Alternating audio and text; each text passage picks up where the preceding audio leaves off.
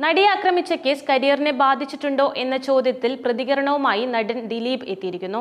കാർത്തിക് സൂര്യയുടെ യൂട്യൂബ് ചാനലിൽ നൽകിയ അഭിമുഖത്തിലായിരുന്നു അദ്ദേഹത്തിന്റെ ഈ പ്രതികരണം. കേസിനെ കുറിച്ച് ഇപ്പോൾ ഒന്നും സംസാരിക്കാൻ പറ്റില്ല എന്നും വഴിയെ പോകുന്നവരെല്ലാം അടിച്ചിട്ട് പോകുന്ന അവസ്ഥയാണ് എന്നും ദിലീപ് തുറന്നു പറയുന്നു.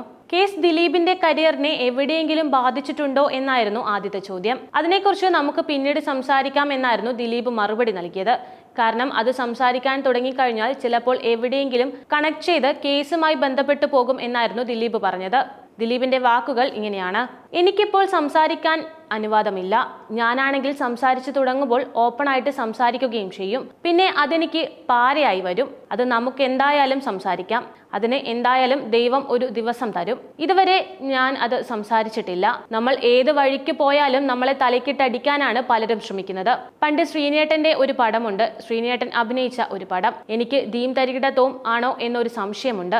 നടിമാരെ അന്വേഷിച്ച് പോകുന്ന ഒരു സംഭവമുണ്ട്. എന്നിട്ട് റോഡിലൂടെ പോകുന്നവർ മുഴുവൻ ശ്രീനേട്ടനെ അടിക്കാൻ തുടങ്ങും. എന്തിനാണ് അടിക്കുന്നത് എന്ന് പോലും അറിഞ്ഞുകൂടാ. വരുന്നവനും പോകുന്നവനും ഒക്കെ അടിക്കുക എന്ന് പറയില്ലേ, അതുപോലെ തന്നെ.